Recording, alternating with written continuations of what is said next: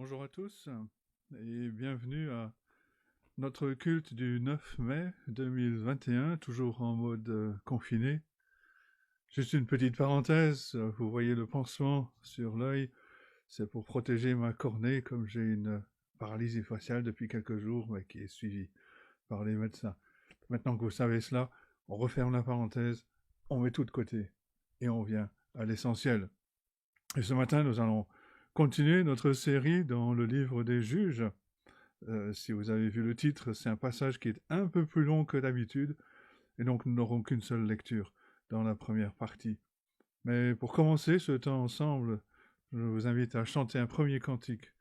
C'est le cantique numéro 32 dans nos recueils. Je lève les yeux vers les monts que j'aime. D'où peut me venir ici le secours? Le secours me vient de l'Éternel même, du Dieu qui créa les nuits et les jours.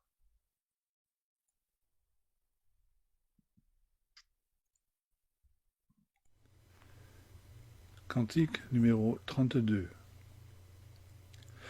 Je lève les yeux vers les monts que j'aime. D'où peut me venir ici le secours? Le secours me vient de l'Éternel même, du Dieu qui créa les nuits et les jours. Pourra-t-il souffrir que ton pied chancelle? Ton gardien peut-il sommeiller jamais? Non, il ne dort pas, le gardien fidèle, celui qui maintient Israël en paix. Pour toi l'Éternel est une retraite. Il te sert à droite et d'ombre et d'appui. Le soleil ne peut frapper sur ta tête, ni la lune à l'heure où le jour a fui. Il te gardera de tout mal possible. Il garde ton âme, il garde tes jours. Il te gardera, rentre ou sort paisible.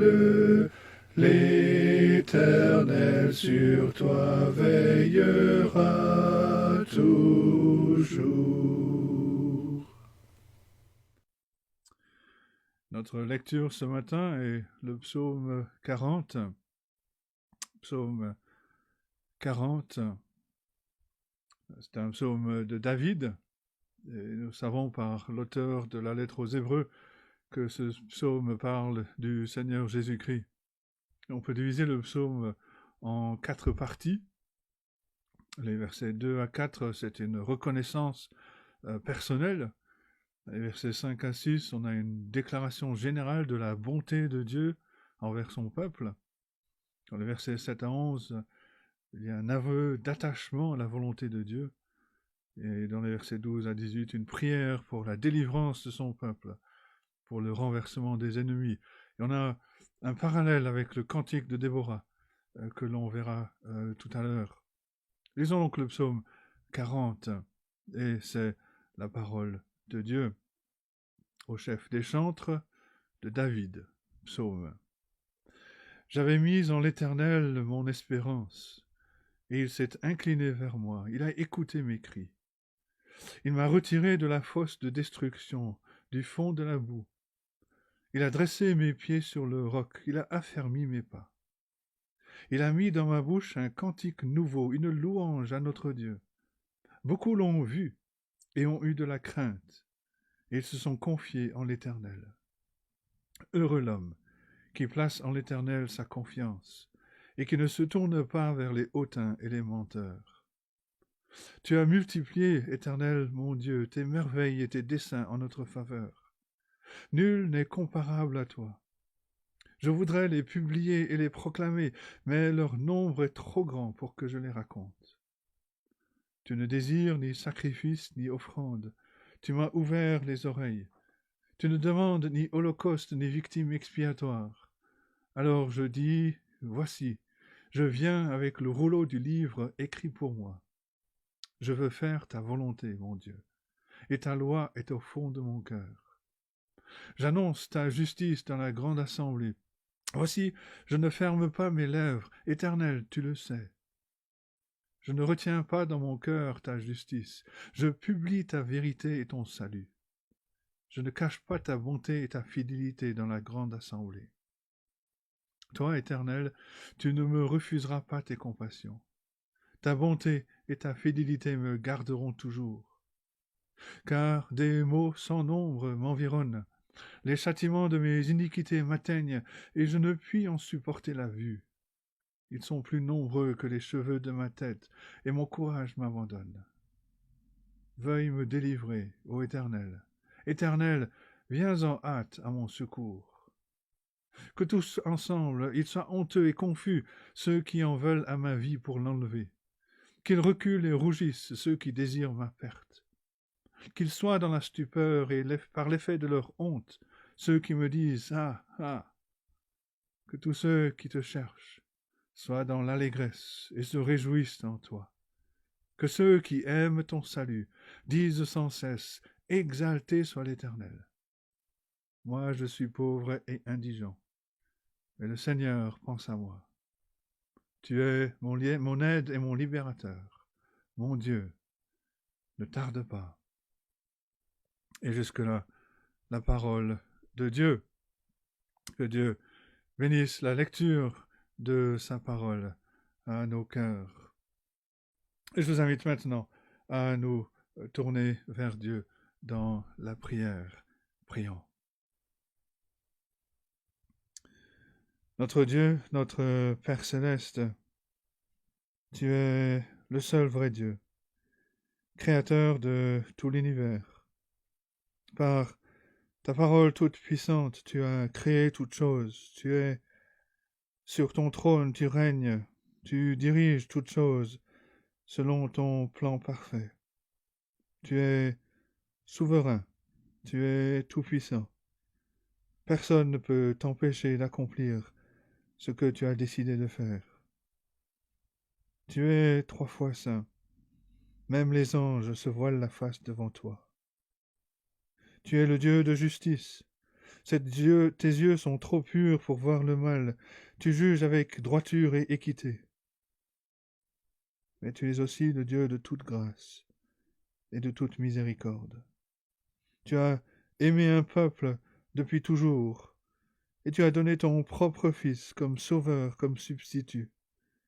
Et nous te bénissons, notre Dieu, de nous avoir donné un tel sauveur.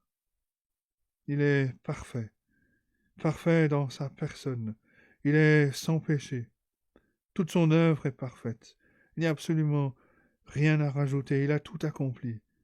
Il a satisfait toutes tes exigences. Il a accompli tout ce que ta loi demandait. Et ce n'est que par la foi en lui que nous avons la réconciliation, la paix avec toi. Ce n'est qu'en étant unis à lui par la foi que nous sommes revêtus de sa justice parfaite, que nous avons cette liberté de venir devant toi sans craindre ta colère ou ton jugement.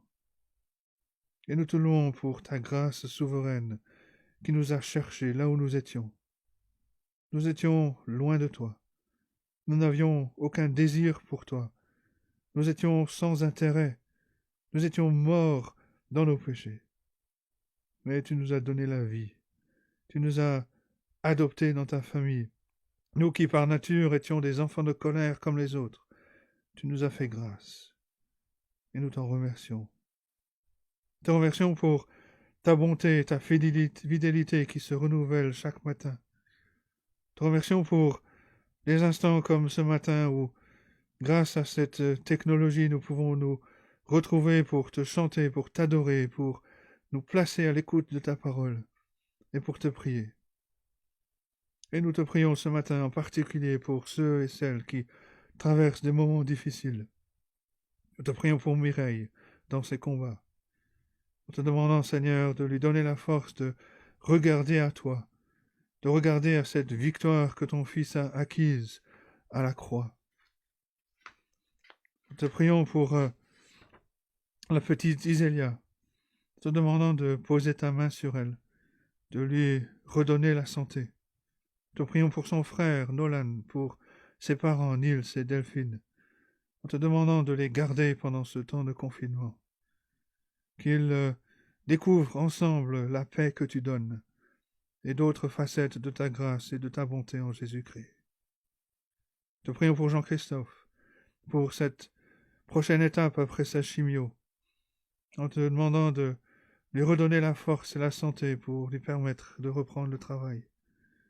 Bénis ces instants qu'il peut passer avec sa fille Naïmi et fortifie notre frère. Comme Moïse, nous voulons prier, enseigne-nous à bien compter nos jours, afin que nous appliquions notre cœur à la sagesse. Nous ne maîtrisons pas nos vies, elles ne tiennent que par ta bonté. En un instant, nos circonstances changent et nous pouvons basculer dans l'éternité. La sagesse veut que nous soyons prêts pour ce jour. Ô Seigneur, donne-nous cette sagesse, afin que nous regardions à toi pour avoir la vie. Tu es l'auteur de la vie, tu donnes la vie éternelle par la foi en Jésus-Christ. Que nous soyons sages selon ta parole, et non selon la sagesse de ce monde. Nous te remercions pour ta parole. Par elle, tu nous instruis.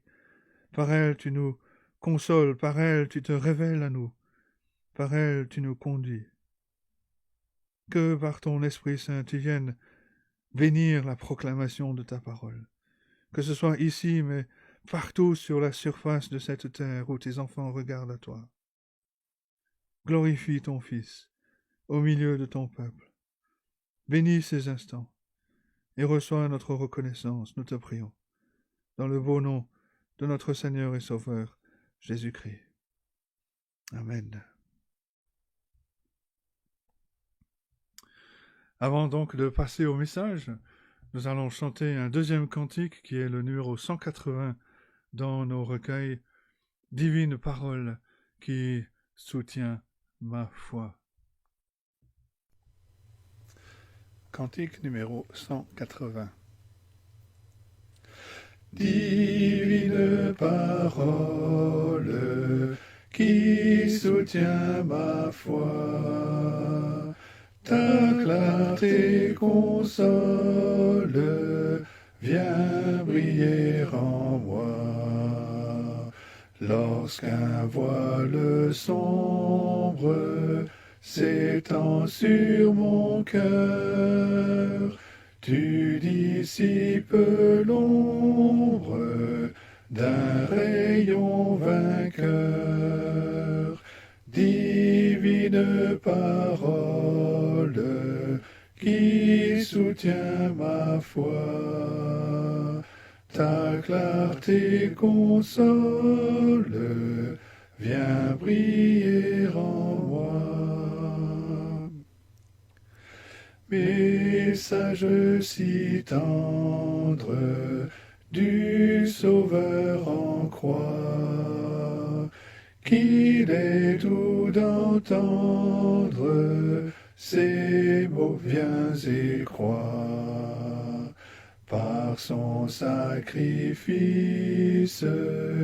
ineffable don, le Dieu de justice donne son pardon.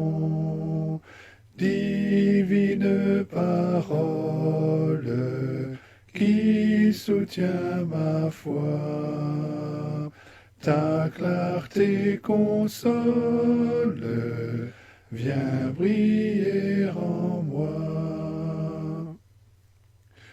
que ce triste monde t'écoute en tout lieu.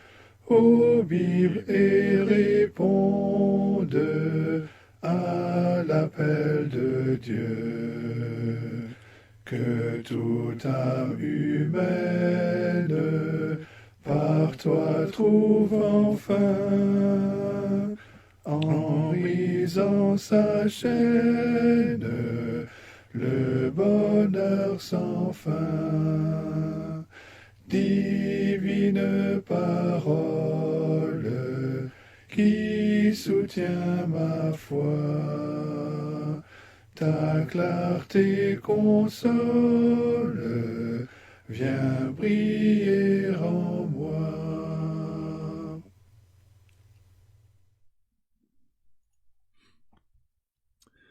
Je vous invite à ouvrir la parole de Dieu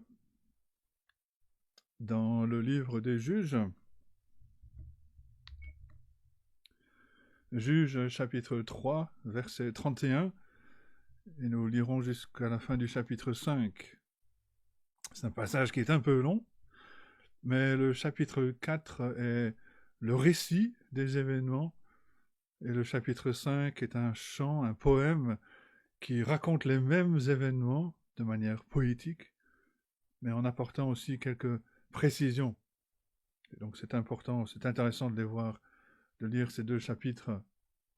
La dernière fois, nous avons vu l'histoire d'Éhud, le gaucher, et nous reprenons donc l'histoire à la fin du chapitre 3, le dernier verset, chapitre 3, verset 31. Voici la parole de Dieu.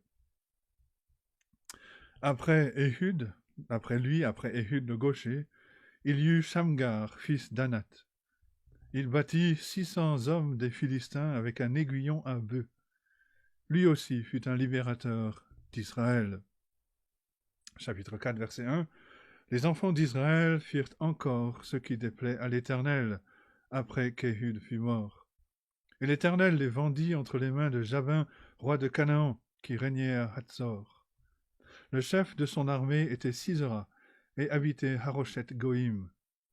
Les enfants d'Israël crièrent à l'Éternel, car Jabin avait 900 chars de fer, et il opprimait avec violence les enfants d'Israël depuis 20 ans. Dans ce temps-là, Déborah, prophétesse, femme de Lapidote, était juge en Israël. Elle siégeait sous le palmier de Déborah entre Rama et Bethel, dans la montagne d'Éphraïm. Et les enfants d'Israël montaient vers elle pour être jugés. Elle envoya appeler Barak, fils d'Abinoam de Kadesh Nephtali, et elle lui dit, « N'est-ce pas l'ordre qu'a donné l'Éternel, le Dieu d'Israël? Va, dirige-toi vers le mont Tabor, et prends avec toi 10 000 hommes des enfants de Nephtali et des enfants de Zabulon. J'attirerai vers toi au torrent de Kison Sisera, chef de l'armée de Jabin, avec ses chars et ses troupes, et je te livrerai entre tes mains. Et je le livrerai entre tes mains. » Verset 8, Barak lui dit, « Si tu viens avec moi, j'irai. Mais si tu ne viens pas avec moi, je n'irai pas. » Elle répondit, « J'irai bien avec toi. Mais tu n'auras point de gloire sur la voie où tu marches, car l'Éternel livrera Sisera entre les mains d'une femme. » Et Déborah se leva, et elle se rendit avec Barak à Kédesh. Barak convoqua Zabulon et Nephtali à Kédesh. 10 000 hommes marchèrent à sa suite, et Déborah partit avec lui. Héber, le Kénien, s'était séparé des Kéniens, des fils de Hobab, beau-père de Moïse, et il avait dressé sa tente jusqu'aux chênes de Tsanaïm, près de Kédesh. On informa Sisera que Barak, fils d'Abinoam, s'était dirigé sur le mont Tabor. Et depuis Haroshet Goïm, Sisera rassembla vers le torrent de Kison tous ses chars, 900 chars de fer, et tout le peuple qui était avec lui. Alors Déborah dit à Barak, « Lève-toi, car voici le jour où l'Éternel livre Sisera entre tes mains. L'Éternel ne marche-t-il pas devant toi ?» Et Barak descendit du mont Tabor, ayant 10 000 hommes à sa suite. L'Éternel mit en déroute devant Barak par le tranchant de l'épée Sisera, tous ses chars et tout le camp. Sisera descendit de son char et s'enfuit à pied. Barak poursuivit les chars et l'armée jusqu'à Haroshet Goïm. Et toute l'armée de Sisera tomba sous le tranchant de l'épée, sans qu'il en reste un seul homme. Sisera se réfugia à pied dans la tente de Jaël, femme de Héber, le Kénien, car il y avait paix entre Jabin, roi de Hatzor, et la maison de Héber, le Kénien. Jaël sortit au devant de Sisera et lui dit « Entre, mon seigneur, entre chez moi, ne crains point. » Il entra chez elle, dans la tente, et elle le cacha sous une couverture. Il lui dit « Donne-moi, je te prie, un peu d'eau à boire, car j'ai soif. » Et elle ouvrit l'outre de lait, et lui donna à boire, et elle le couvrit. Il lui dit encore « Tiens-toi à l'entrée de la tente, et si l'on vient t'interroger en disant « Y a-t-il ici quelqu'un ?» tu répondras « Non. » Jaël, femme de Héber, saisit un pieu de la tente, prit en main le marteau, s'approcha de lui doucement, et lui enfonça dans la tempe le pieu, qui pénétra en terre. Il était profondément endormi et accablé de fatigue, et il mourut. Comme Barak poursuivait Sisera, Jaël sortit à sa rencontre et lui dit « Viens, je te montrerai l'homme que tu cherches. » Il entra chez elle, et voici, Sisera était étendu mort, le pieu dans la tempe. En ce jour, Dieu humilia Jabin, roi de Canaan, devant les enfants d'Israël. Et la main des enfants d'Israël s'appesantit de plus en plus sur Jabin, roi de Canaan, jusqu'à ce qu'ils aient exterminé Jabin, roi de Canaan. Chapitre 5, verset 1. En ce jour-là, Déborah chanta ce cantique avec Barak, fils d'Abinoam. Les chefs se sont mis à la tête du peuple en Israël, et le peuple s'est montré prêt à combattre. Bénissez-en l'Éternel. Roi, écoutez. Prince, prêtez l'oreille. Je chanterai, oui, je chanterai à l'Éternel. Je chanterai à l'Éternel, le Dieu d'Israël. Ô Éternel, quand tu sortis de Séhir, quand tu t'avanças des champs d'Édom, la terre trembla, et les cieux se fondirent, et les nuées se fondirent en eau. Les montagnes s'ébranlèrent devant l'Éternel, ce Sinaï devant l'Éternel, le Dieu d'Israël. Au temps de Shamgar, fils d'Anath, au temps de Jaël, les routes étaient abandonnées, et ceux qui voyageaient prenaient des chemins détournés. Les chefs étaient sans force en Israël, sans force. Quand je me suis levé, moi, Déborah, quand je me suis levé comme une mère en Israël. Il avait choisi de nouveaux dieux. Alors la guerre était aux portes. On ne voyait ni bouclier ni lance chez 40 milliers en Israël. Mon cœur est aux chefs d'Israël, à ceux du peuple qui se sont montrés prêts à combattre. Bénissez l'Éternel. Vous qui montez de blanches ânesses, vous qui avez pour siège des tapis, et vous qui marchez sur la route, chantez. Que de leur voix les archers, du milieu des abreuvoirs, célèbrent les bienfaits de l'Éternel, les bienfaits de son conducteur en Israël.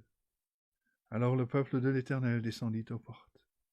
Réveille-toi, réveille-toi, Déborah, réveille-toi, réveille-toi, dis un cantique.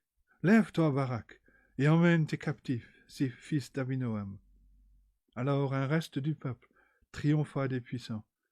L'Éternel me donna la victoire sur les héros. D'Éphraïm arrivèrent les habitants d'Amalek. À ta suite marcha Benjamin parmi ta troupe.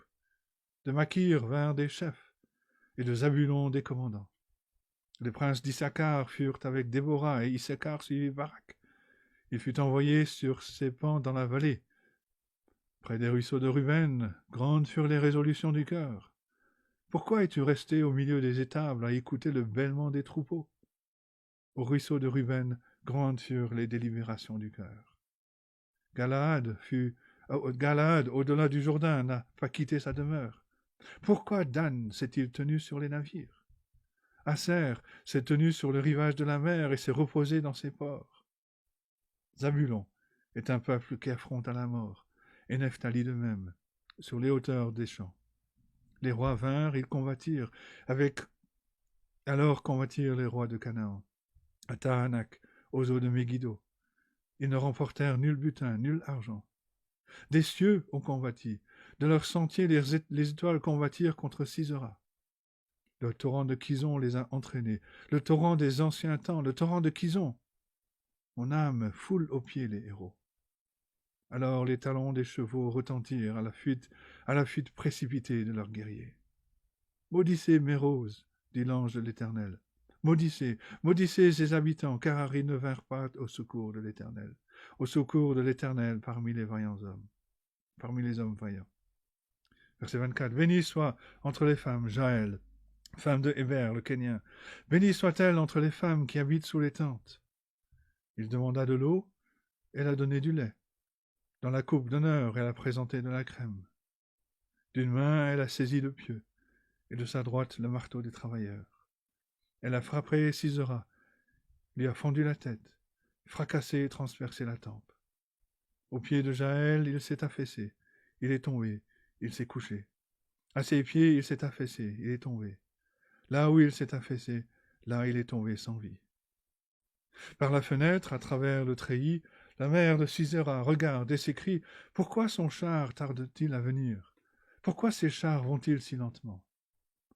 Les plus sages d'entre ces femmes lui répondent, et elle se répond à elle-même. Ne trouve-t-il pas du butin? Ne le partage-t-il pas? Une jeune fille, 2 jeunes filles par homme, du butin en vêtements de couleur pour Sisera, du butin en vêtements de couleur brodés, un vêtement de couleur, 2 vêtements brodés pour le cou du vainqueur. Périssent ainsi tous tes ennemis, ô Éternel. Ceux qui l'aiment sont comme le soleil, quand il paraît dans sa force. Le pays fut en repos pendant 40 ans. Et jusque-là, la parole de Dieu.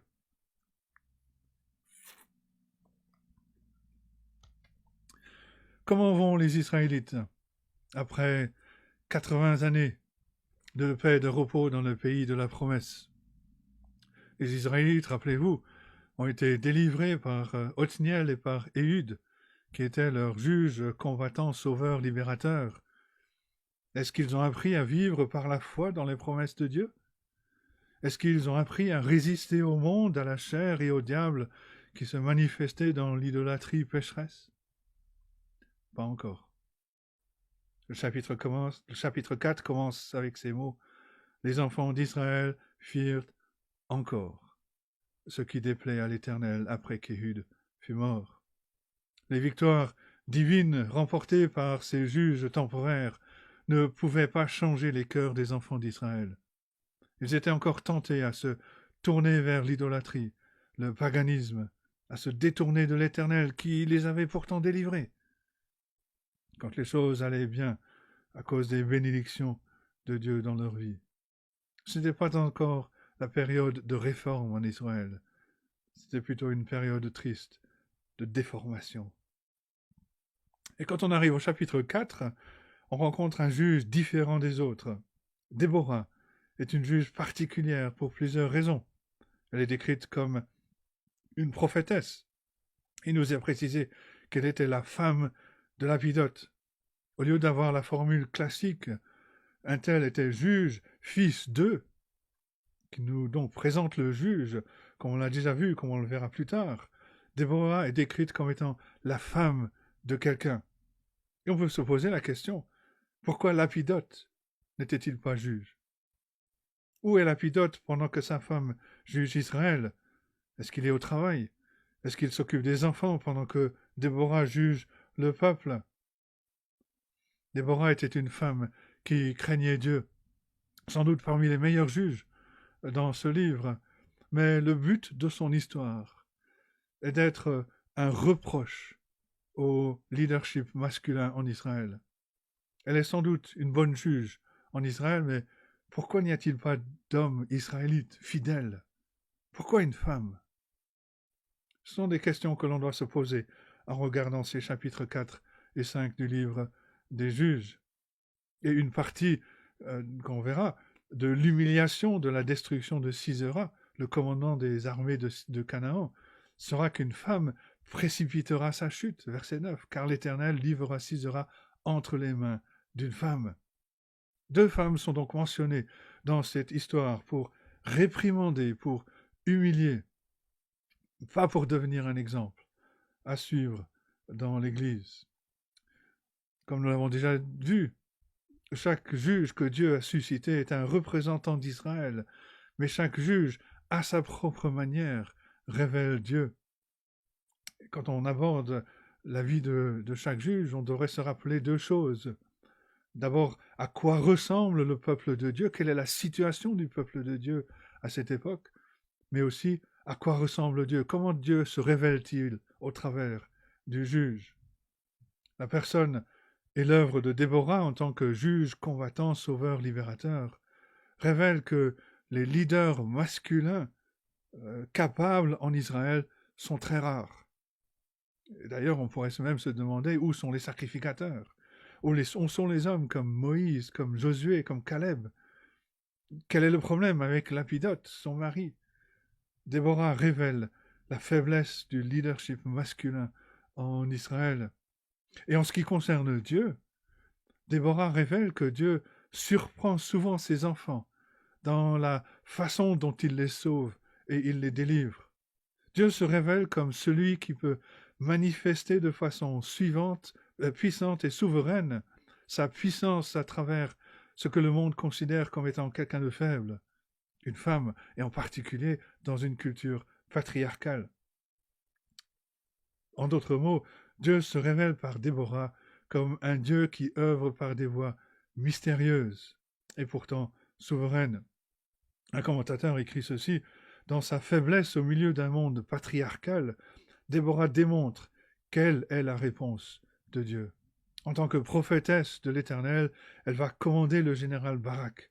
Elle va volontairement et avec beaucoup de foi initier le processus de la fin du puissant roi de Canaan et de son commandant militaire.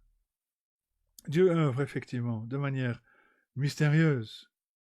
Et comme on va le voir, ce passage en Juges 4 et 5 pourrait être résumé avec cette doxologie de l'apôtre Paul en Romains chapitre 11, les versets 33 à 36, aux profondeurs de la richesse, de la sagesse et de la science de Dieu, que ses jugements sont insondables, ses voies incompréhensibles.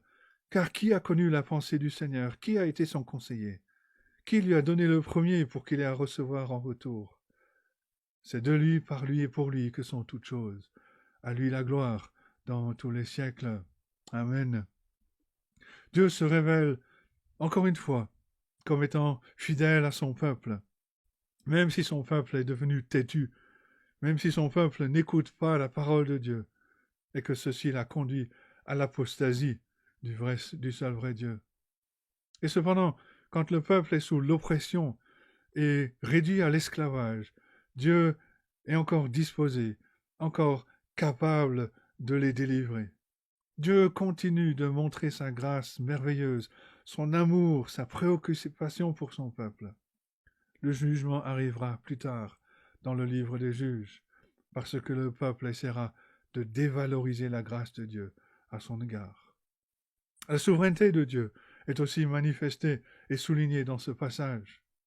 Même s'il n'y a pas de combattants classiques en Israël, Dieu peut et Dieu va susciter une prophétesse comme Déborah. Dieu, dans sa volonté souveraine, va même utiliser une femme non israélite, Jaël, la femme d'Héber, un Kénien, pour accomplir ses desseins. La volonté de Dieu, les desseins de Dieu seront accomplis, même s'il ne reste que ce que le monde considère comme étant des personnes faibles, insignifiantes, non qualifiées. Dieu sera glorifié, sa puissance sera manifestée selon son dessein et son plan souverain. Voilà le contexte que nous devons prendre en compte. Les juges que Dieu a suscités jusqu'à maintenant n'étaient pas normaux ou probables. Remarquez, par exemple, à la fin du chapitre 3, le verset 31, Shamgar, que Dieu a utilisé pour tuer 600 Philistins avec un aiguillon à bœuf, afin de sauver et de délivrer Israël après l'humiliation de Moab. Shamgar n'était pas un guerrier puissant, avec une épée. Il n'avait qu'un aiguillon à bœuf, c'est-à-dire un bâton avec une pointe en métal pour piquer les bêtes et les faire avancer.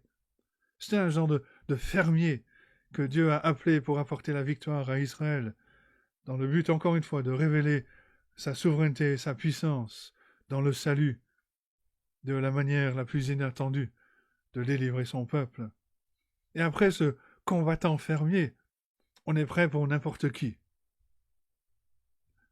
Mais est-ce qu'on est prêt pour une femme? Est-ce que le peuple était prêt pour une femme.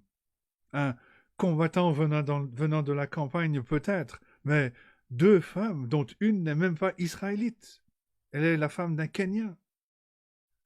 Dans la culture du Moyen-Orient en particulier, il y aura eu une onde de choc en lisant qu'une femme a jugé le peuple.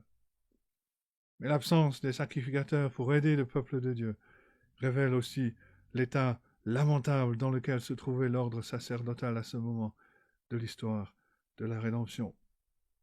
Premier grand point donc, la première femme de l'histoire, de notre histoire, Déborah.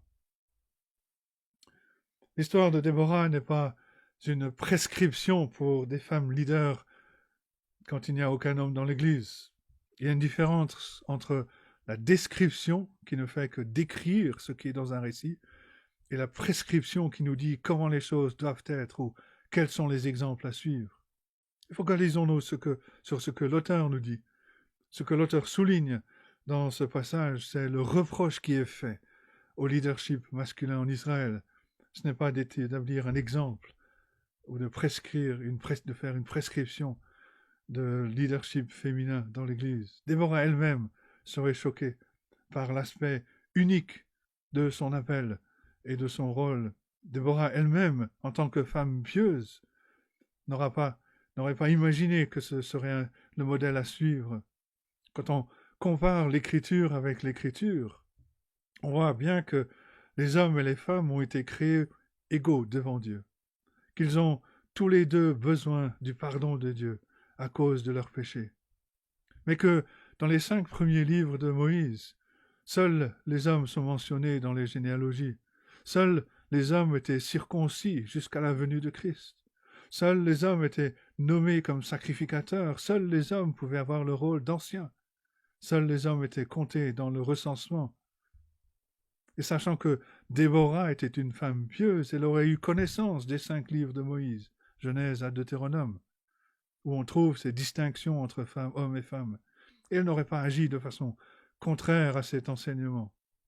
En fait, on peut regarder dans le chant que nous avons au chapitre 5, quand elle se décrit elle-même comme une mère en Israël, elle n'attire pas l'attention sur elle-même en tant que leader, mais elle semble rester autant que possible en soumission au leadership masculin qu'elle va conduire en tant que juge. Mais il suffit de voir sa relation avec Barak. Déborah, en tant que juge, est un reproche qui est fait au leadership masculin et devrait servir comme une humiliation pour les hommes en Israël. Y a-t-il un exemple en Déborah que les jeunes femmes d'aujourd'hui peuvent suivre? Oui. Elles peuvent apprendre de sa fidélité, de son amour pour Dieu, apprendre de sa connaissance de la parole de Dieu, apprendre de sa personnalité, des vertus qu'elle a manifestées par la grâce de Dieu, qui révèle sa nature, qui révèle son cœur, parce que la description de Déborah n'est pas une description de son apparence, mais de sa personnalité. Le point que l'auteur fait avec les histoires de Shamgar, de Déborah et de Jaël, c'est que Dieu agit non seulement de manière mystérieuse pour sauver son peuple, mais il agit aussi parfois de manière improbable selon notre perspective, et il choisit qui il veut pour accomplir ses desseins souverains. Le chapitre 4 est le récit narratif des événements sous le leadership de Déborah. Le chapitre 5 est plus émotionnel, c'est un poème, c'est un chant qui résume ce qui s'est passé et qui nous apporte quelques éléments supplémentaires. Le but des poèmes, déjà dans l'Ancien Temps, le but des cantiques, aujourd'hui encore, est de rappeler, de chanter les grandes actions de délivrance et de salut de Dieu. C'est pour rappeler au peuple la fidélité de Dieu, pour enseigner aux plus jeunes, à travers les chants, les œuvres magnifiques de Dieu pour son peuple, de chanter la grandeur de Dieu et ses œuvres. Par exemple, Juge 5, versets 10 à 11, « Vous qui montez de blanches ânesses, vous qui avez pour siège des tapis et vous qui marchez sur les routes, chantez, que de leur voix les archers du milieu des abreuvoirs célèbrent les bienfaits de l'Éternel, les bienfaits de son conducteur en Israël. » Alors le peuple de l'Éternel descendit aux portes. Les délivrances apportées par Othniel et Éhud en tant que juges n'ont pas amené les Israélites à connaître le repos durable et la vraie paix dans le pays. Dès qu'ils sont morts, Israël a commis l'idolâtrie grossière aux yeux de Dieu. Ils ont même servi de nouveaux dieux. 5, verset 8. Et le cycle des juges recommence au verset 1. Les enfants d'Israël firent encore ce qui déplaît à l'Éternel après qu'Éhud fut mort. L'Éternel a de nouveau vendu les Israélites à une captivité oppressante, comme la captivité en Égypte. Et plus particulièrement, l'Éternel les a vendus entre les mains de Jabin, roi de Canaan, dont le commandant de l'armée s'appelait Sisera. Jabin, c'est un titre héréditaire de la dynastie cananéenne, comme Pharaon l'était en Égypte, et comme Hadad l'était en Syrie ou en Édom. À cause du comportement d'Israël, à cause de sa désobéissance à la parole de Dieu, Dieu a de nouveau permis au peuple de retourner en Égypte, c'est d'une façon de parler, de faire l'expérience d'un esclavage, d'une grande oppression, comme l'oppression de Pharaon dans le temps passé. Dieu a vendu le peuple entre les mains de ses oppresseurs, afin que le véritable peuple de Dieu reconnaisse, comprenne son péché, comprenne son besoin de pardon, réalise enfin par la foi qui ils étaient. Le peuple de Dieu voulait vivre en esclavage à leurs idoles, et Dieu leur a permis de vivre cette expérience de l'esclavage en personne. Rappelez-vous, la dernière fois, Dieu a permis aux Israélites de vivre l'esclavage afin qu'ils découvrent la véritable raison derrière la guerre contre le péché, contre la chair et le diable. Juge 3, verset 2. L'Éternel voulait seulement que les générations des enfants d'Israël connaissent et apprennent la guerre, ceux qui ne l'avaient pas connue auparavant.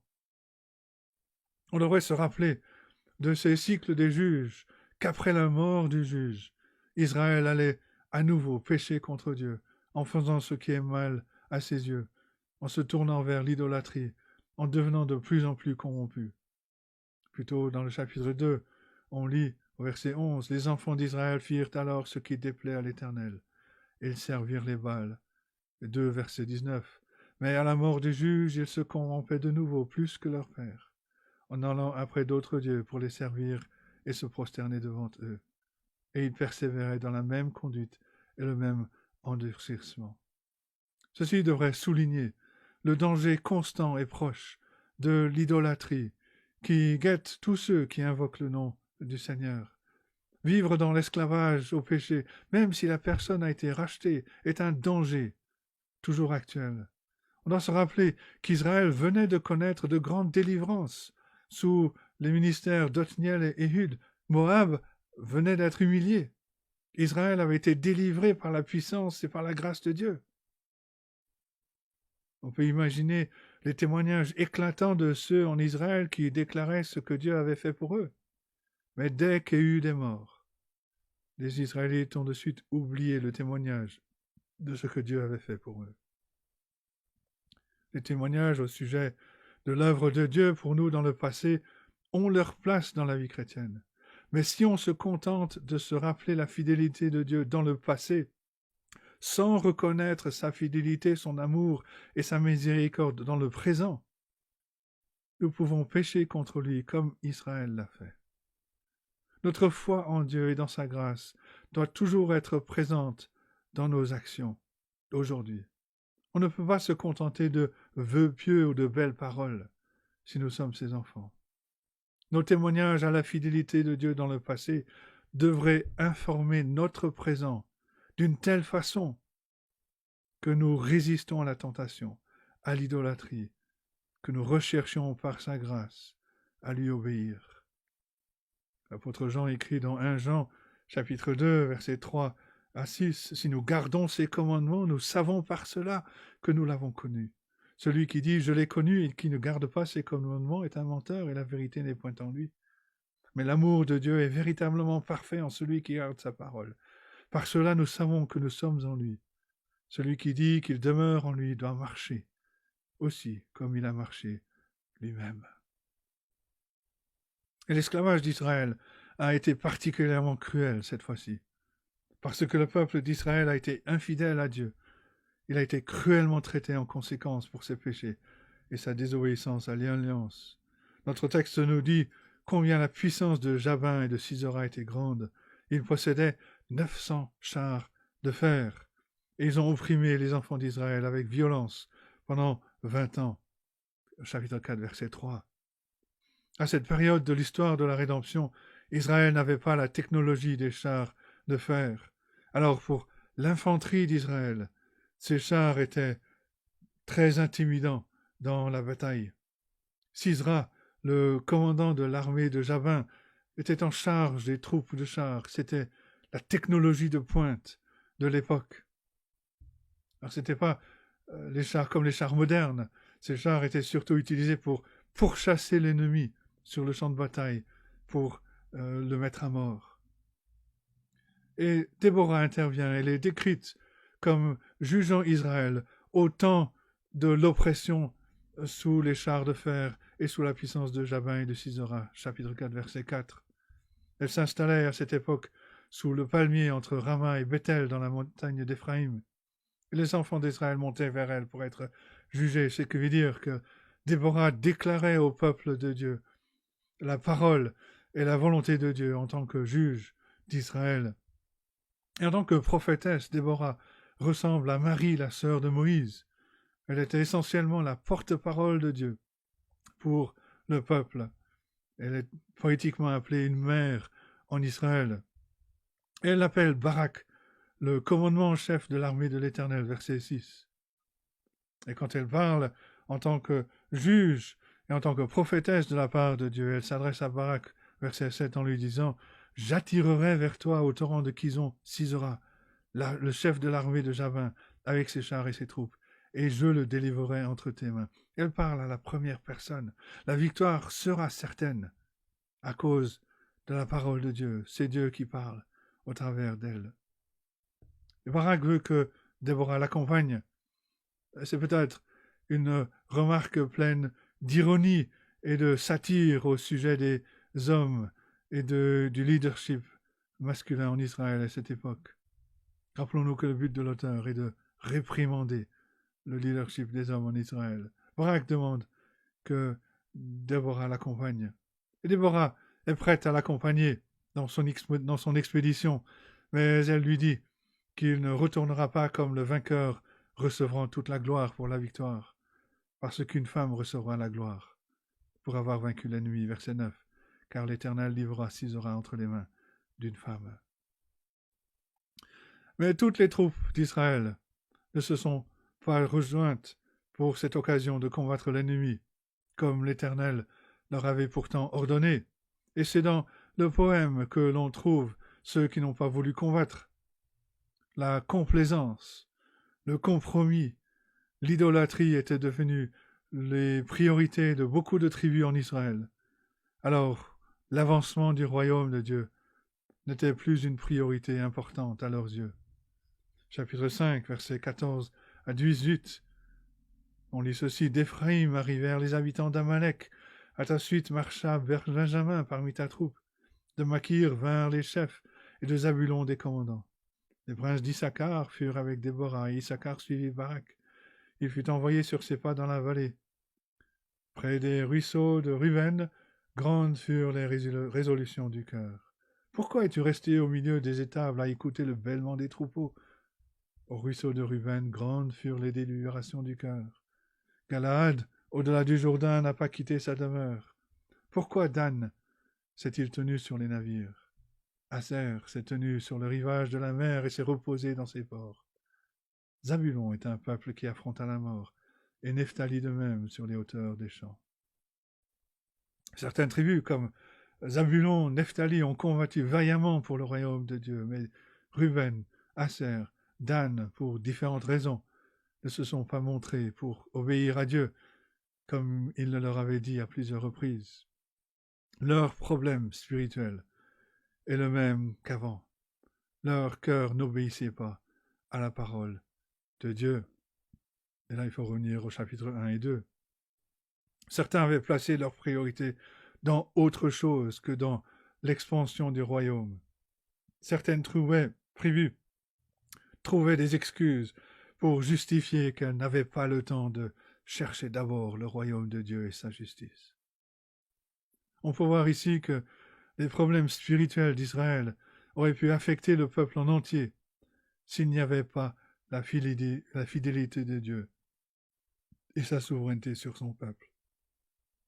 Mais Dieu serait glorifié, même si son peuple ne faisait pas avancer son royaume. S'il n'y avait pas la grâce de Dieu, le peuple de Dieu serait anéanti. Quand on lit le reste de ce livre, on peut parfois se demander comment le peuple a survécu.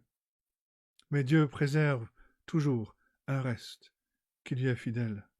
Même si l'Église visible est faible et infidèle, Dieu préserve des personnes qui le serviront et feront avancer le royaume de Dieu. Comme nous le verrons plus tard avec Gédéon, dans l'économie de Dieu, le moins est souvent plus grand. L'histoire continue en nous disant que lorsque Sisera apprend que Barak s'approche du champ de bataille avec ses troupes, Sisera fait appel à toutes ses forces. Il appelle les 900 chars de fer, encore une répétition pour souligner la puissance de son armée. Il appelle toutes ses troupes, verset 13.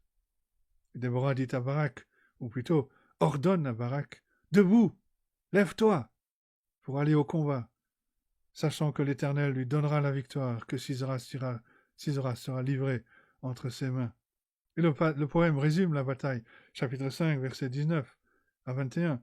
Les rois vinrent et ils combattirent. Alors combattirent les rois de Canaan, à Tahanak, aux eaux de Megiddo. Ils ne remportèrent nul butin, nul argent. Des cieux ont combattu. De leur sentier, les étoiles combattirent contre Sisera. Le torrent de Kison les a entraînés, le torrent des anciens temps, le torrent de Kison. Mon âme foule aux pieds les héros. Verset 15 du chapitre 4 nous dit ceci, l'Éternel mit en déroute devant Barak par le tranchant de l'épée, Sisera, tous ses chars et tout le camp. Sisera descendit de son char et s'enfuit à pied. Barak a eu du succès dans le champ de bataille à cause de la faveur de Dieu pour Israël. Et au lieu de voir les chars de Sisera poursuivre l'armée des Israélites, on voit Barak poursuivre les chars. C'est plein d'ironie. On peut imaginer des hommes à pied pourchasser les chars qui pourraient cependant très facilement se retourner et combattre avec puissance. Mais c'était l'œuvre de l'Éternel, semblable à ce qu'il avait fait quand il a détruit l'armée des Égyptiens dans l'Exode. La victoire de Dieu est si grande qu'il ne resta aucun homme de l'armée de Sisera, verset 16. Et dans le récit poétique, on a un langage qui nous renvoie à l'exode du pays d'Égypte. La bataille de l'Éternel contre Sisera est racontée dans les termes cosmiques, chapitre 5, versets 20 et 21. Des cieux ont combattu. Le torrent de Kison les a entraînés. Ce langage poétique et cosmique devrait nous rappeler qu'il y a bien plus qui se passe ici dans la sphère spirituelle qu'une simple bataille entre le peuple de Dieu et quelques Cananéens. C'est une bataille cosmique, une bataille spirituelle, un conflit permanent entre la postérité de la femme et la postérité du serpent. Et à cause de la grande victoire de l'Éternel sur ses ennemis, le commandant Sisera s'est enfui à pied vers la tente de Jaël, la femme d'Héber, le Kénien, verset 17. Et donc c'est la deuxième femme dans l'histoire, deuxième grand point, Jaël, la deuxième femme de l'histoire. C'est assez frappant qu'il y ait cette deuxième femme, parce que les batailles dans cette période de l'histoire avaient surtout des personnages masculins. Et parce qu'il y avait la paix entre la maison de Héber et Jabin, Sisera est suffisamment confiant de demander refuge auprès de Jaël, verset 17. Jaël, la femme d'Héber, sort pour inviter Sisera à trouver refuge dans sa tente, verset 18. Et pourquoi Jaël était-elle là pour l'accueillir? Comment Dieu, dans sa providence, a-t-il orchestré cet événement? De manière mystérieuse. On a lu en Juge chapitre 1, verset 16, ceci au sujet des Kéniens. Les fils du Kénien, beau-père de Moïse, montèrent de la ville des palmiers avec les fils de Juda dans le désert de Juda, au milieu d'Arad, et ils allèrent s'établir parmi le peuple. Et quand on arrive à cette scène au chapitre 4, Héber le Kénien a quitté les siens pour s'établir au nord, verset 11. Chapitre 4, verset 11. Héber le Kénien s'était séparé des Kéniens, des fils de Hobab, beau-père de Moïse, et il avait dressé sa tente jusqu'aux chênes de Tsanaïm, près de Kédesh. Quand Héber le Kénien a dit à sa famille qu'ils allaient vers le nord, la famille a peut-être répondu « Oui, mais papa, tous nos amis sont ici. » Ou « Nous sommes membres de l'église locale, ici on ne veut pas bouger. Déménager c'est difficile, on est tous nés ici. » Mais aucun d'eux ne savait qu'en déménageant, que cela faisait partie du plan souverain et pourtant mystérieux de Dieu de délivrer les Israélites. Dieu, dans sa providence parfaite, allait accomplir son dessein et sa volonté. Dieu a tout orchestré pour sa gloire et pour notre bien. Et il le fait encore aujourd'hui. Chaque petite décision qui est prise, chaque fois qu'il y a un petit changement qui semble insignifiant dans nos vies, qui parfois nous attriste, pourtant Dieu fait concourir toutes choses pour le bien de ses enfants. On peut regarder au passé, voir ce qui semblait d'abord comme étant des erreurs, et qui au final ont été les chemins que Dieu a utilisés pour accomplir ses desseins.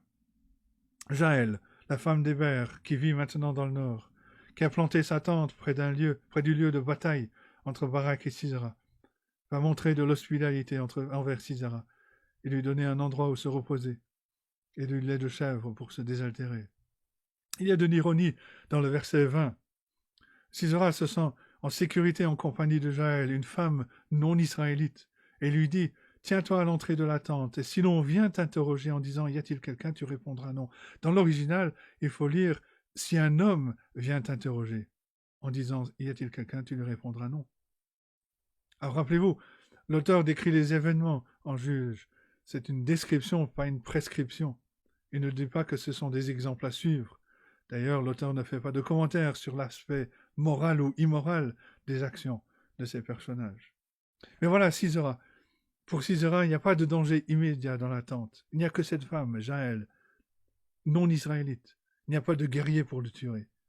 Sisera pense qu'un homme pourrait venir le tuer, mais il ne sait pas que l'Éternel va exécuter son jugement contre lui par la main d'une femme. Juge 4, verset 20.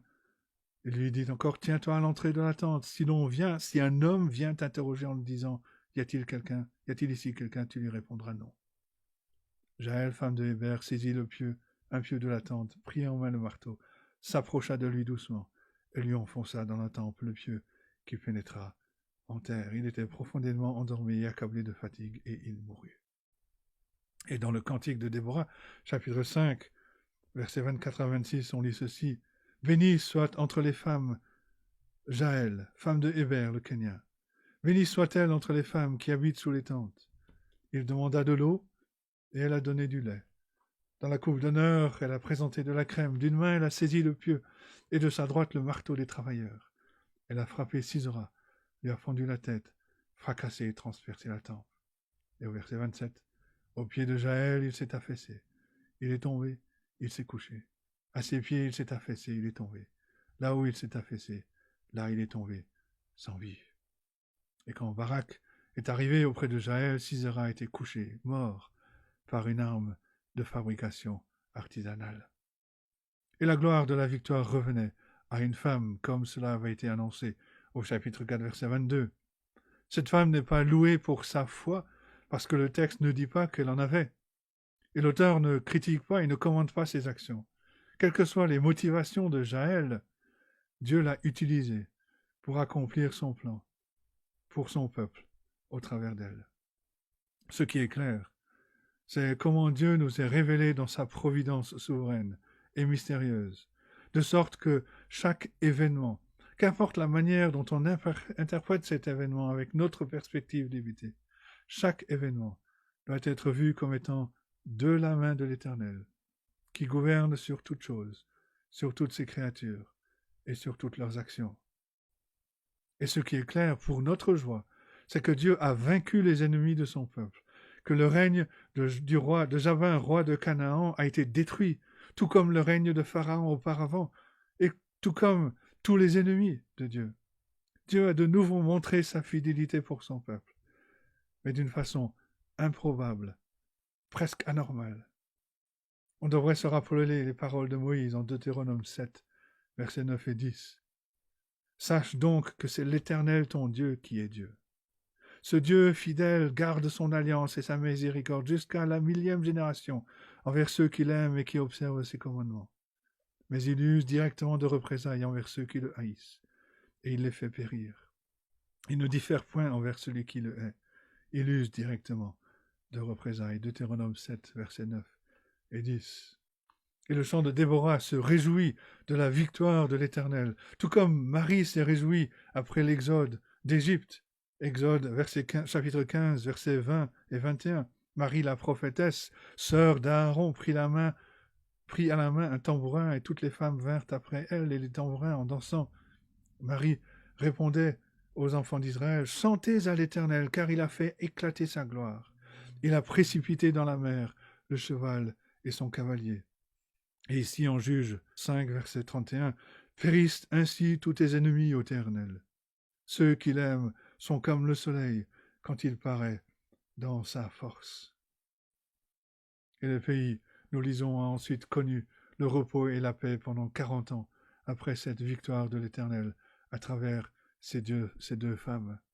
Dieu a accompli ses desseins à travers un aiguillon à bœuf, à travers 2 femmes dans une culture patriarcale et un pieu de tente.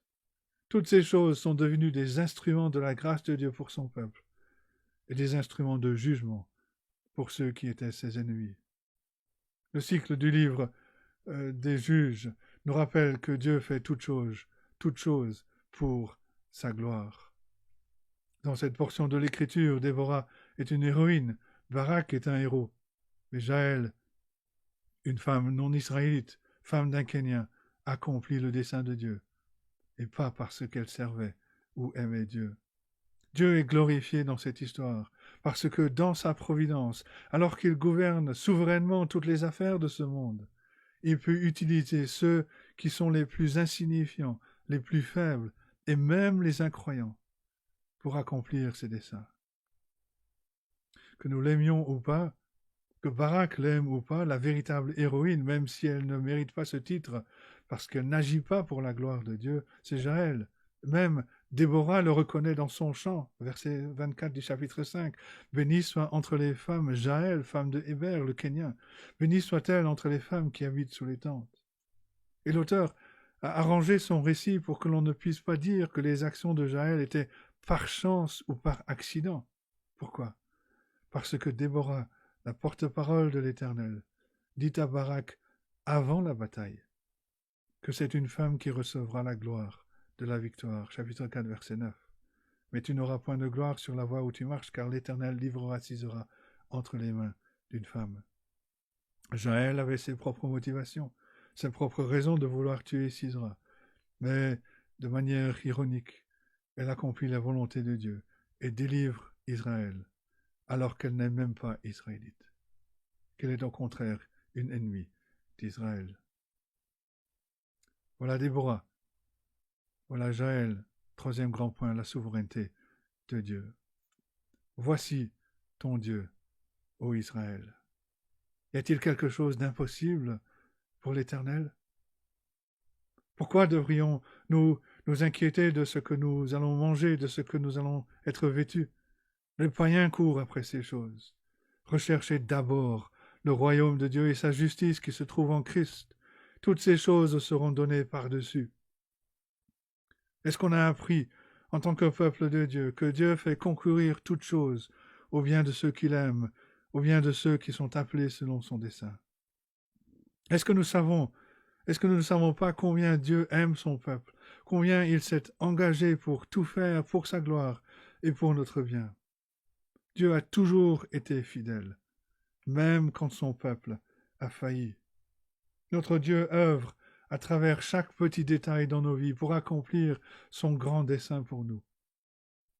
Les chapitres précédents dans le livre des Juges ont régulièrement mis l'accent sur la miséricorde, la grâce et la fidélité de Dieu envers son peuple quand il crie à lui. Les chapitres 4 et 5 se focalisent sur la souveraineté de Dieu. et sa gloire en toutes choses. Dieu est souverain sur toutes choses, sur toutes les vies, que ce soit sur ses enfants ou sur les autres. Dieu peut utiliser les faibles, les insignifiants, même les incroyants, pour accomplir ses desseins. Et les ennemis de Dieu ne sont pas seulement détruits, mais leur défaite est racontée pour humilier tous ceux qui s'opposeraient à Dieu et à son royaume. On doit se rappeler que Sisera a été mis à mort par une femme, une ennemie improbable et faible, que cela a été une grande humiliation pour celui qui était un grand guerrier du Moyen-Orient. Plus tard, on verra, en Juge chapitre 9, versets 53 et 54, une femme lança sur la tête d'Abimélec un morceau de meule de moulin, lui brisa le crâne. Aussitôt, il appela le jeune homme qui portait ses armes et lui dit « Tire ton épée, donne-moi la mort, de peur qu'on ne dise de moi, c'est une femme qui l'a tué. » C'est une honte d'être tué par une femme. Jabin a été vaincu par Dieu pour révéler la puissance et la gloire de Dieu. Jusqu'à verset 23, en ce jour, Dieu humilia Jabin, roi de Canaan, devant les enfants d'Israël. Je nous rappelle des passages comme l'apôtre Paul en Romains chapitre 9, au sujet de Pharaon, Romains 9, versets 17 et 19. L'Éternel dit à Pharaon, je t'ai suscité à dessein pour montrer en toi ma puissance, et afin que mon nom soit publié par toute la terre. Ainsi, il fait miséricorde à qui il veut, et il endurcit qui il veut. Tu me diras, pourquoi blâme-t-il encore? Car qui est-ce qui résiste à sa volonté? Ceci nous rappelle que toute victoire que nous voyons révélée dans l'Écriture, toute victoire que nous avons connue dans nos vies, vient de la miséricorde et de la grâce de Dieu. Toute victoire de Dieu sert à manifester sa puissance et sa gloire. En tant que peuple de Dieu, nous devons nous rappeler les paroles de Déborah adressées à Barak.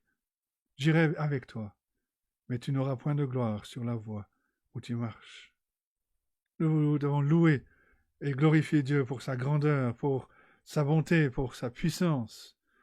Mais nous devons aussi réaliser que Dieu utilise souvent les choses faibles de ce monde pour confondre les fortes. C'est ce que l'apôtre Paul nous rappelle en 1 Corinthiens chapitre 1, versets 25 à 29. Car la folie de Dieu est plus sage que les hommes, la faiblesse de Dieu est plus forte que les hommes. Considérez, frères, que parmi vous qui avez été appelés, il n'y a ni beaucoup de sages selon la chair, ni beaucoup de puissants, ni beaucoup de nobles. Mais Dieu a choisi les choses folles du monde pour confondre les sages. Dieu a choisi les choses faibles du monde pour confondre les fortes. Et Dieu a choisi les choses viles du monde, celles qu'on méprise, celles qui ne sont point, pour réduire à néant celles qui sont, afin que personne ne se glorifie devant Dieu. Rappelons-nous que ni Déborah, ni Jaël n'étaient des personnages de guerre. Aucune d'elles n'est allée au combat comme Barak est allé au combat. Mais les deux ont accompli le dessein de Dieu de façon différente. Déborah a entendu, a obéi à la parole de Dieu en tant que prophétesse. En fait, elle a fidèlement transmis le message à Barak et à Israël, comme le texte nous le dit, chapitre 4, verset 4. Déborah était une grande juge, non pas parce qu'elle maniait l'épée, mais parce qu'elle comprenait la puissance et la souveraineté de Dieu à travers sa parole. Déborah comprenait que Dieu allait garder sa parole, et que si Dieu avait promis quelque chose à son peuple, il l'accomplirait sans faillir. Déborah comprenait que Dieu était souverain sur l'histoire, que toute chose concourait au bien de ceux qu'il aime, de ceux qui étaient appelés selon son dessein. Jaël n'était pas une guerrière non plus, mais elle a combattu contre les ennemis de Dieu malgré ses croyances, son absence de foi. Comment? Parce que Dieu l'a utilisée pour accomplir ses desseins. Dieu a trouvé une femme qui était prête à tuer Sisera. Elle avait ses propres motivations, mais Dieu l'a utilisée pour accomplir ses desseins en faveur de son peuple. Dieu utilise les choses faibles de ce monde pour confondre les fortes. Dieu utilise ceux qui croient dans sa parole et ceux qui lui font confiance, même si parfois ça semble être la mauvaise chose à faire selon notre point de vue. Mais la Bible nous décrit un grand nombre d'événements que Dieu utilise pour sa gloire et pour notre bien, sans recommander le comportement des personnages. On peut penser au mensonge de Rahab, on peut penser à l'adultère, au meurtre, à la polygamie de David, pour ne citer que ces choses. Le meurtre de Sisera par Jaël ne doit pas être transformé en allégorie. Les actions de Jaël ont apporté le jugement contre les ennemis de Dieu. Et cela devrait être notre point dans cette histoire. Tout comme les rois Adoni-Bézek et Églon avant lui, Sisera, en tant que commandant des ennemis de Dieu, était condamné d'avance. Dans cette période de l'histoire de la rédemption, Dieu révélait principalement son jugement et sa justice contre tous ceux qui étaient les ennemis, ses ennemis, mais aussi les ennemis de son peuple, du peuple qu'il s'était choisi. Jaël a agi en tant que juge, qui a révélé la justice de Dieu plutôt que sa miséricorde. Et dans le chant de Déborah, on entend davantage de l'attitude pécheresse et des actions de Sisera dans la description de sa mère qui était aussi méchante que lui, qui approuvait ses actions de haine. Chapitre 5, versets 28 à 30. Par la fenêtre, à travers le treillis, la mère de Sisera regarde et s'écrie « Pourquoi son char tarde-t-il à venir? Pourquoi ces chars vont-ils si lentement ?» Les plus sages d'entre ces femmes lui répondent et elle se répond à elle-même. Ne trouve-t-il pas du butin? Ne le partage-t-il pas? Une jeune fille, 2 jeunes filles par homme, du butin en vêtements de couleur pour Sisera, du butin en vêtements de couleur brodé, un vêtement de couleur, 2 vêtements brodés pour le coup du vainqueur. Sisera était un guerrier cruel qui se battait contre le peuple de Dieu, qui volait, qui pillait le peuple, qui violait les femmes, qui gardait les trésors de valeur pour lui-même. Le jugement de Jaël est une intrusion temporelle de la justice et du jugement de Dieu sur le péché, qui rappelle à tout pécheur qui ne se repent pas que la juste colère sainte de Dieu tombera sur eux au jour du jugement final. Si vous pensez qu'un pieu de tente à travers la temple est une mauvaise façon de partir, vous n'avez pas encore vu ce qui se passera quand le Seigneur reviendra pour juger les vivants et les morts. Au cœur du chapitre 4 des Juges, il y a les versets 15 et 23. L'Éternel mit en déroute devant Barak par le tranchant de l'épée Sisera, tous ses chars et tout le camp. Sisera descendit de son char et s'enfuit à pied. En ce jour, Dieu humilia Jabin, roi de Canaan, devant les enfants d'Israël. Ce que nous voyons comme étant l'œuvre de l'homme est en fait l'œuvre de Dieu. La victoire qui était nécessaire, la force qui était désirée, devait venir de Dieu lui-même si la victoire contre Sisera et les Canéens devait être accomplie. Dieu devait être glorifié, adoré et loué pour les grandes choses qu'il a faites pour son peuple, à travers des moyens humbles, faibles et insignifiants, comme nous l'avons lu en 1 Corinthiens 1. Dieu a choisi les choses viles du monde, les choses qu'on méprise, celles qui ne sont point, pour réduire à néant celles qui sont, afin que personne ne se glorifie devant Dieu. C'est exactement le point que fait le poème dans le chapitre 5. C'est le point que fait le cantique de Moïse après la délivrance des Égyptiens dans l'Exode. Et ce point, c'est de louer Dieu, d'exalter et de glorifier Dieu pour sa bonté et sa grâce. Les chants de victoire ne devraient pas louer des hommes faibles et insignifiants, mais ils devraient louer Dieu pour avoir fait connaître sa grâce, sa puissance, sa volonté à son peuple au travers de sa parole. Dieu est révélé dans ce récit et dans ce poème comme le divin guerrier qui manifeste sa justice et sa colère contre ses ennemis, contre les ennemis de son peuple. Dans chaque cas de rébellion contre Dieu, quand Israël a fait ce qui est mal aux yeux de Dieu, Dieu va quand même vaincre les ennemis à cause de sa promesse d'écraser un jour la tête du serpent. La délivrance des juges est donc un aperçu, un accomplissement partiel, une image de la bataille cosmique qui fait rage entre la postérité de la femme et la postérité du serpent. Et même si aucun juge apte n'est trouvé, Dieu se révèle tout de même comme le juge et le guerrier divin de son peuple. Et à cause de la puissance de Dieu, ses desseins seront accomplis. La défaite des ennemis de Dieu peut être accomplie par l'œuvre souveraine, providentielle, puissante, parfois surprenante de Dieu, à travers la faiblesse et l'insignifiance. Le plus grand exode ou la plus grande rédemption dont le peuple de Dieu a besoin est la délivrance de l'esclavage du péché, de la mort, de l'enfer, de Satan. Comment Dieu allait-il susciter un juge, combattant, sauveur, libérateur pour son peuple de manière ultime? Pas seulement un juge pour délivrer le peuple d'ennemis physiques faits de chair et de sang, mais de l'ennemi qui est derrière tous les ennemis, le diable lui-même. Comment Dieu allait-il vaincre et relâcher son peuple de l'emprise du péché, de l'emprise de la mort, du jugement éternel, des tourments de l'enfer? Dieu l'a fait à travers un homme, Jésus-Christ. Jésus s'est fait homme, comme nous, mais il était sans péché. Il était égal avec Dieu le Père en puissance et en gloire. À travers sa mort et sa résurrection, Jésus-Christ a délivré, sauvé, racheté le peuple de l'esclavage du péché et du diable. Et il amène son peuple à ne pas connaître la mort éternelle. La mort de Christ n'est pas seulement accomplie par la détermination de Jésus pour son peuple, mais parce que Dieu a permis que des personnes réalisent son plan, sans même en être conscientes.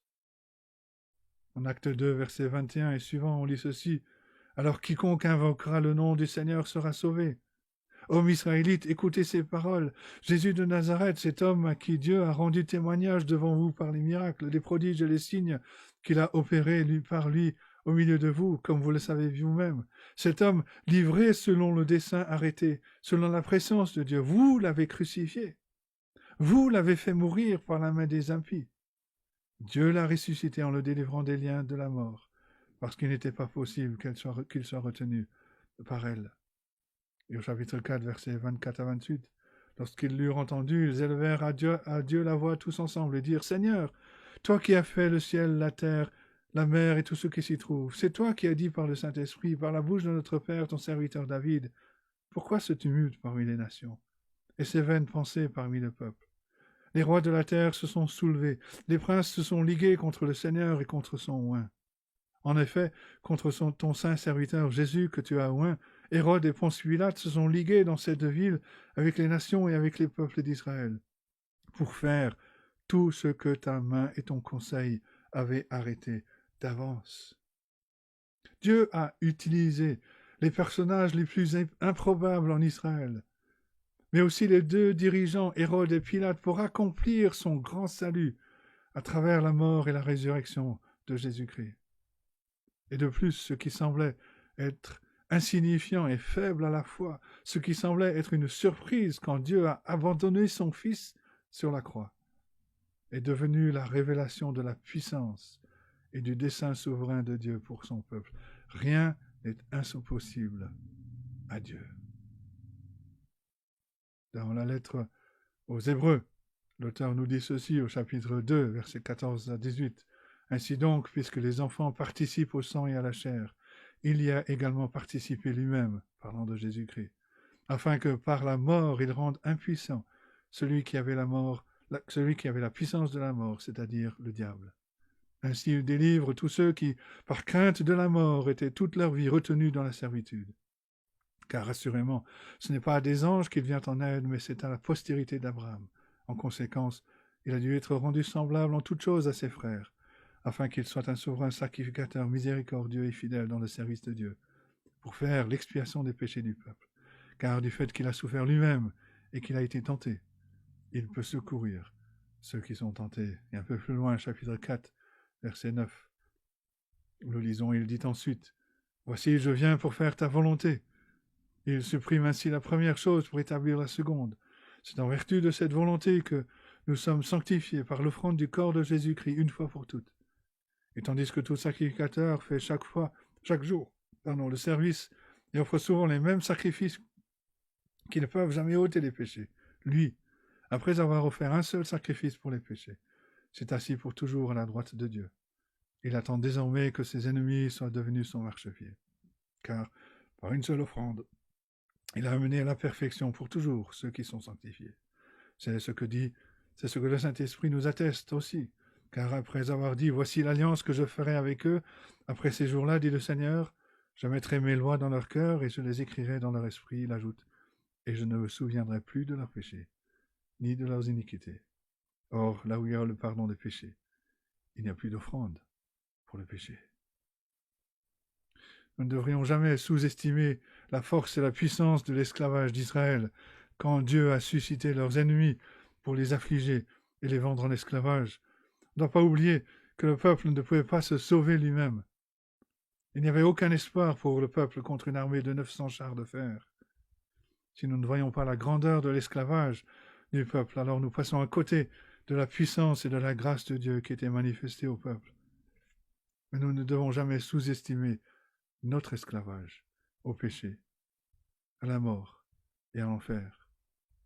En Éphésiens chapitre 2, Paul souligne que par nature, nous sommes morts par nos offenses, par nos péchés, que nous marchons selon le train de ce monde, selon le prince de la puissance de l'air, de l'esprit qui agit maintenant dans les fils de la rébellion, que nous vivons par nature selon les convoitises de notre chair, accomplissant les volontés de la chair et de nos pensées, que nous sommes par nature des enfants de colère, comme les autres. On ne doit jamais sous-estimer cela. Est-ce qu'il est facile de guérir les aveugles? Est-ce qu'il est facile de guérir les boiteux? Est-ce qu'il est facile de guérir ceux qui sont sourds à la parole de Dieu? Est-ce qu'il est facile de libérer ceux qui sont sous l'esclavage du péché? Non. Seul Dieu, le grand et divin guerrier, peut apporter à son peuple une délivrance de l'esclavage qui est véritable, qui est durable. Et Dieu a brisé la puissance de l'ennemi. Il l'a écrasé de façon permanente dans la mort et la résurrection de son Fils Jésus-Christ. Et par la vertu et la puissance de l'œuvre de Jésus-Christ pour son peuple, nous avons un juge, libérateur, combattant, sauveur, qui est puissant pour sauver et qui n'abandonnera jamais son peuple. C'est un libérateur qui est déterminé à déraciner toute l'idolâtrie de nos cœurs et qui est déterminé à écraser toutes nos idoles afin que nous aimions notre Dieu et nos prochains comme nous-mêmes. Et c'est un juge qui ne mourra jamais. Que Dieu soit loué pour notre juge, combattant, libérateur, sauveur, le Seigneur Jésus-Christ. Que Dieu bénisse sa parole à nos cœurs. Amen.